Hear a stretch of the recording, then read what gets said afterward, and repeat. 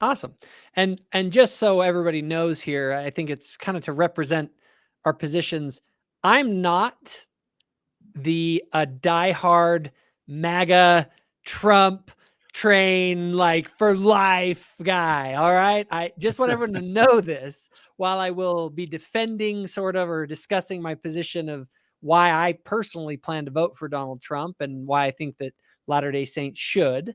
The I'm actually I was a Ron DeSantis guy. Like I was hoping that he would win the nomination. I liked him much better than Trump, and so I'm not coming at this from sort of a worship standpoint. And I think that there is a real and genuine problem.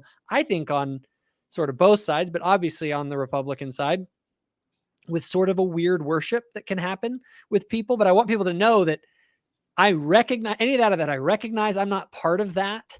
And so do you view this as a choice between Trump or Biden? Or do you look at this as Trump, Biden, or I go to some third party, or I don't vote at all? What's kind of your take on that as far as the options? Because I have a certain view of that generally. I think that's a perfect way to introduce the topic, because I think we have to start there because everything kind of follows from that. And if it really, one of the things that's really interesting is when I talk to friends about why I'm not supporting Trump, 80% of the reasoning that they give me is, but Biden or but the left. And I go, yeah, I get it. The left. Yeah, no, you're right. And like Biden, yeah, not a big fan. That's not the conversation. The conversation is, but what about Trump? And the way that I see this is, let me put it in simple terms and then how I actually see it. In simple terms, there's a really cool, everybody gets excited about ranked choice voting. Have you heard about ranked choice voting? Yeah. I think it's explain it though for those who don't understand it. Ranked choice voting is where instead of saying, here are the 5 candidates, pick one, it's here are the 5 candidates, pick all 5. Tell me which one is in order your favorite to least favorite. So you would put 1, 3, 2, 4, 5, whatever. Now, I think ranked choice voting is actually really cool. It's a better system than we currently have, especially for primaries. I think that would be really great. But there's a better system, actually, in my view, than ranked choice voting, and that's called approval voting. Approval voting is where you have all of the names and you say yes or no to each one of them. And then the person that has the most approval overall is the one who wins. I view this as approval voting. And I know that feels like a little bit of a shift, like I'm cheating. People will say, but the dichotomy, you must choose Republican or Democrat. And I go, no, I don't. And here's the real way that I see this. I am really, really not utilitarian on this. The conversation for me is, I am going to have to answer before God for what I do. Can I justify who I write down as my vote? If I can do that, I'm going to sleep well at night. And if I can't, then I won't. And so that is the conversation. Is this the person, if I had 100% accountability for what was going to happen, would I feel comfortable putting my name on it? And the answer is, I can't do that with Donald Trump. See, it's funny. I think we are immediately getting into what I think is actually the core of the difference. Because I have an entirely different sort of paradigm on it. Because I am utilitarian on it. and it is so to kind of just let me see if for you, if a candidate you do not feel like is qualified to be president or doesn't meet your standard for what you think a president should be, if you can't kind of give that to them, then you will either abstain from voting or vote for someone who you feel like you do believe would be the best candidate for president. Is that kind of the summation? I have definitely voted third party before. I don't think that I honestly can't remember if I voted for Biden last time or if I voted for, a write-in for Mitt Romney or something like that. Now I should note because, well, actually I should let you attack me first and then I'll respond. I'm curious what your take is because a lot of people get really upset. They say you're throwing away your vote. So and I have thoughts on that. So for me, it comes down to this. There was a video on it I actually watched once by somebody, and they said, what is more important, to do good or to feel good? Right? Let's say that the opponent was Adolf Hitler, right? It was some horrible person, and I decided, and the other guy was pretty crappy too, but he didn't want to, do those things, right? I want to be careful. I get YouTube on me. But like, that's how you get banned, Jacob. Come on. I know. I got to be careful here. But it's like, if I have my choice between those two individuals, the one guy is really bad, but I recognize that my vote to stop the other person will require me to do that. And though I don't like this, there is a utilitarian argument at some point that you say it's bad enough that I need to vote for this less than ideal candidate, because to not vote for them is to lead to real harm to real human beings. And so while I may feel good about myself saying I didn't choose either of those wicked options, that doesn't mean much to the people who now are being marched off to cattle cars, right? Mhm. Like, I had a chance to do something to actually help real people, and I failed to do it because of a sense of what? I need to feel good. I need to feel good about my Mhm. choice, instead of choosing the lesser of two evils, because otherwise the greater of two evils wins, right? And Yeah. so my political philosophy, which is I think where everybody has to kind of start. I think you have to start with your political philosophy, but then I think you have to go to, what is the political system that you're in? Because the nature of the political system that we're in, the rules of the game, are such that we're a two-party system. First past the poll voting, all of that kind of stuff. Where we are. That's the system we're in. That's the game we're in here. And I kind of tell people this about politics in general. And I've moved my channel. This is not a political channel, and I'm talking about this subject just so everyone knows. I should make this disclaimer at the beginning. I'm bringing this up because there is a real sort of religious dimension where the church is politically neutral when it comes to candidates and things like that. But we want to, as Latter-day Saints, we still should be talking amongst ourselves, right? To figure out where we want to be, and who we should vote for. So I recognize the game that we're playing as a two-party system. I always say that politics is it's a team sport. And in this team sport, there are two teams, and it's based on coalition building. Okay. You have these two parties, and the party isn't one thing. It's a bunch of different coalition. It's a coalition of people that roughly share a particular set of general objectives. And those two teams are moving the ball down the field in one direction or the other. They're either going in the direction that one team wants to push it, or the other team wants to push it. Okay. And that game, so everyone knows, I don't believe any politician is going to be the great savior that like wins the game.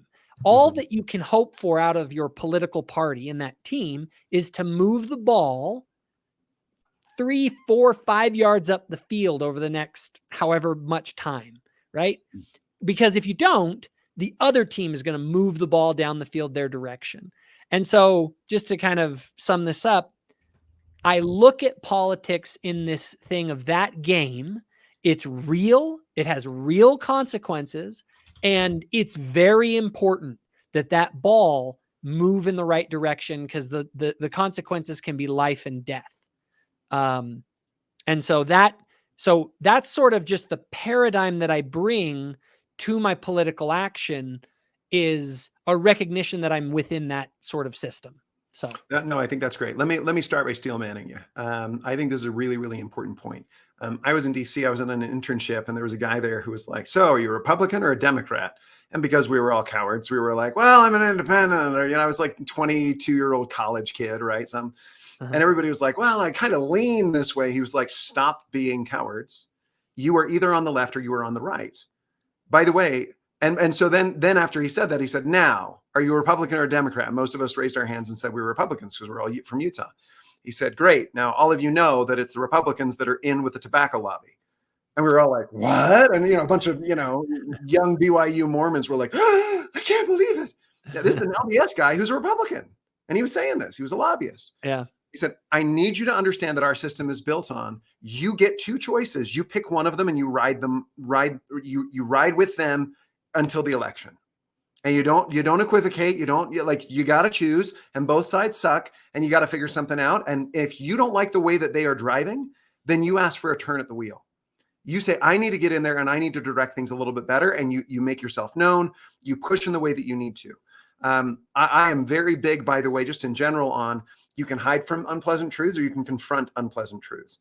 And the reality is that I think that that's exactly kind of what you're getting at, which is, look, if you are trying to protect the way that you feel, so that you can feel all good and warm and fuzzy inside, instead of actually making a difference for people, there's actual blood on your hands, and you're trading that in for the fact that it felt warm and fuzzy to not have to put your name to anything out of a move of cowardice. So hopefully I've done a little bit of justice to kind of. I think that's very fair. So let me start by pushing back in two ways. Number one, if that is the case, we are going to continue to have the kind of outcomes that we have now, where we have two septenarians, what is it, octogenarians at this point? I don't know how old they are. I don't know. Trump's getting pretty close, but Biden definitely is really. These are not good candidates. And if we want to be serious about creating better candidates, at some point you have to say, no, I'm going to choose C, none of the above, because I want a better system. I was doing two things when I talked about approval voting. One was clearing my conscience, right? But like two was rhetorically, I was trying to say the first question that we should be discussing is how to ensure that we don't get this crappy slate of candidates this next time and the next time and the next time after that. We have been sleepwalking into this election for 4 years. Everyone knew what was coming. We knew who the two incumbents were going to be. And nobody actually went to, and by the way, this is something we can talk about later. It's always interesting to see. And I appreciate what you said. You said, I was a Ron DeSantis guy. I think that's awesome.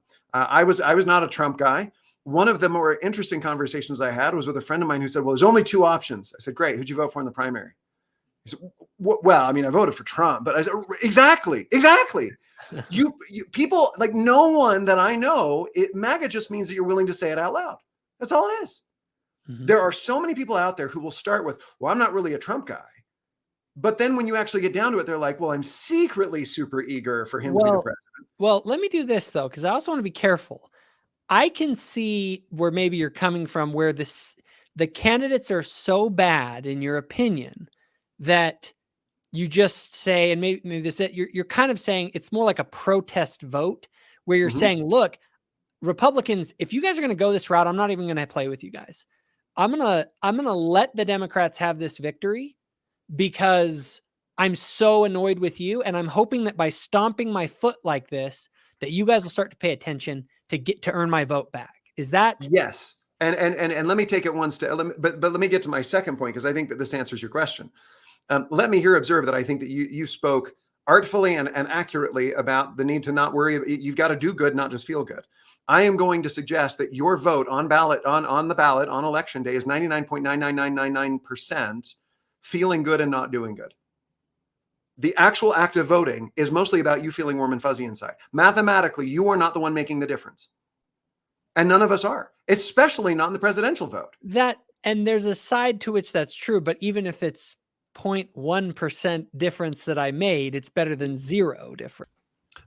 Let's be really, really clear. If there are 11 people on the field and I decide to sit out, that's a big problem, and I am hurting my side.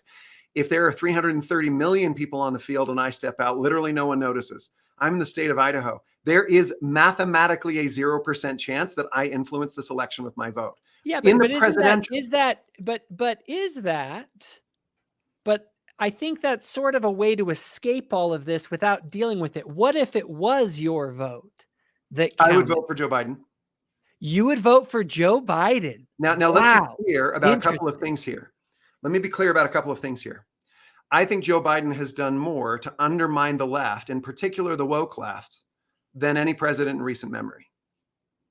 Wow. He has lost those battles because of an inability to articulate any kind of, but it's good and it's valid. And like, no one is listening to Joe Biden and going, oh yeah, man, we should have more drag shows. No one is saying this. Joe Biden is the right stream. So if what you care about, I'm going to make the appeal to you. So real quick, let me see if I understand that. So you're saying that it actually is a benefit to the right to keep Joe Biden in office. You care about, I'm trying to appeal to you.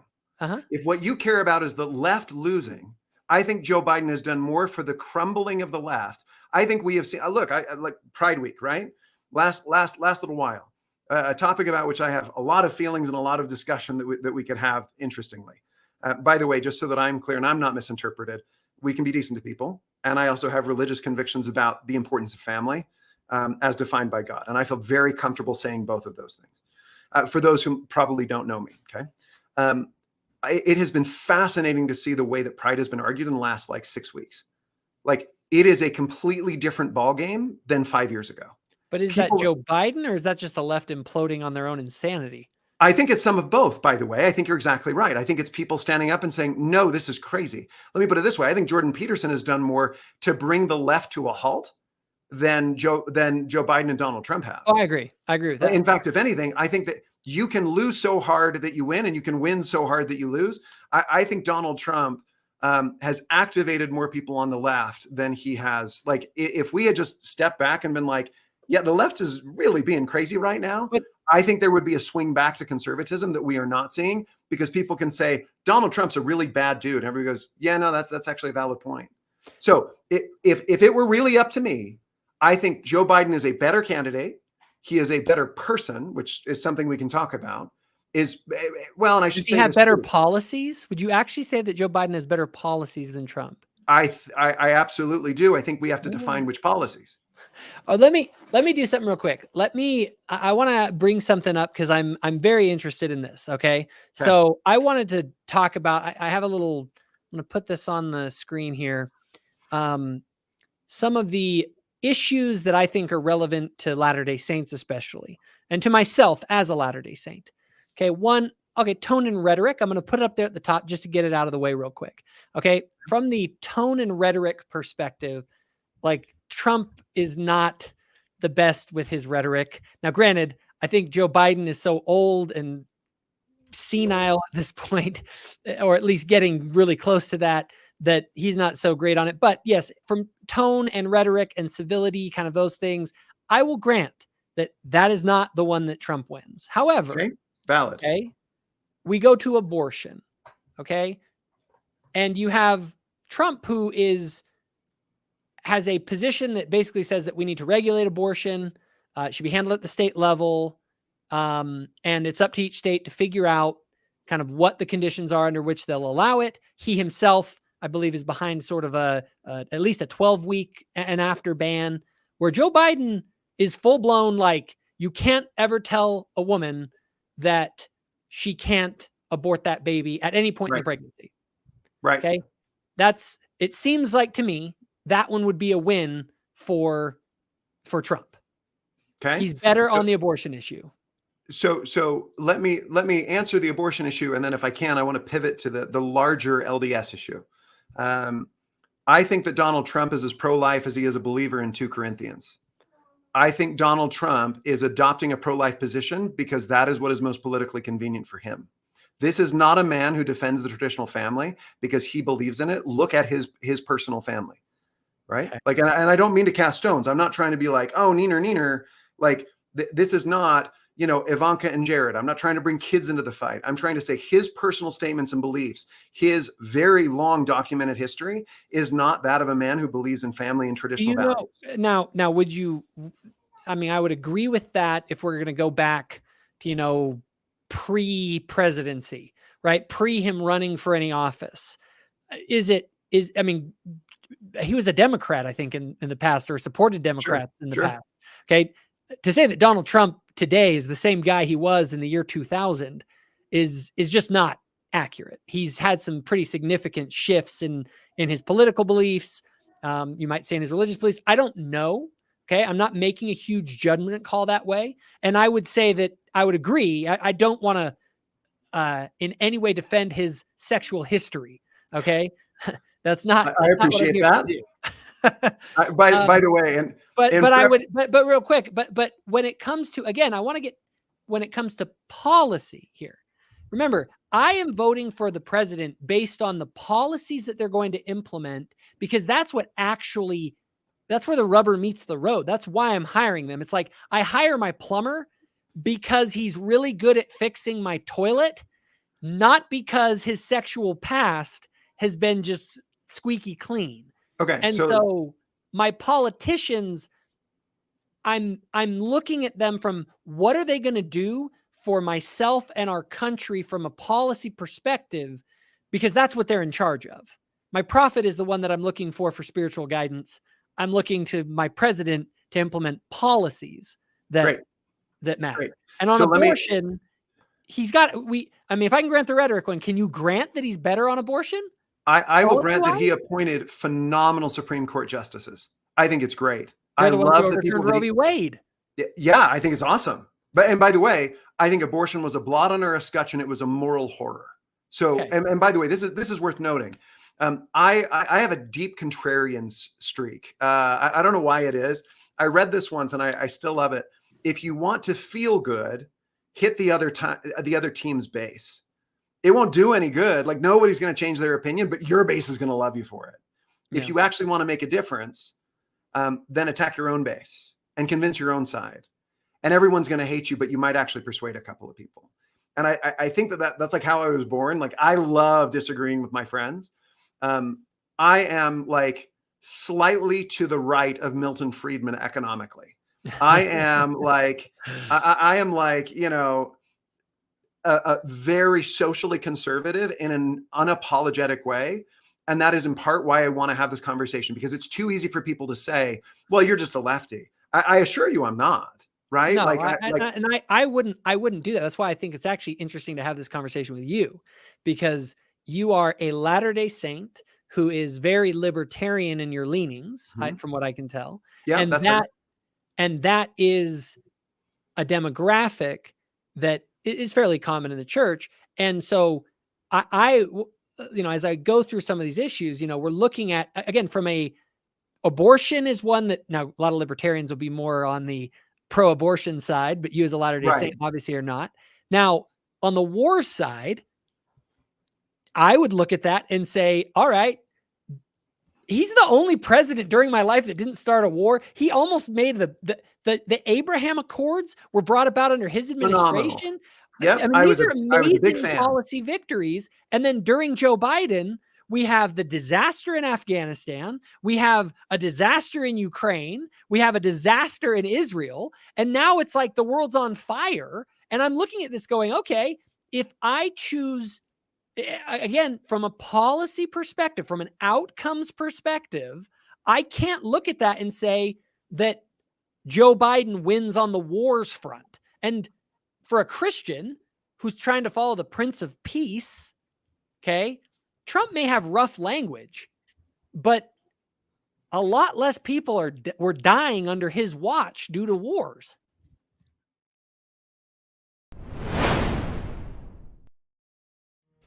Hey guys, if you enjoyed this video, be sure to hit that subscribe button so my future videos show up on your feed. Also, if you or someone that you know has benefited from the content here on Thoughtful Faith, please consider becoming a channel donor or volunteer by visiting my new website, thoughtfulfaith.org, and clicking on the Get Involved page.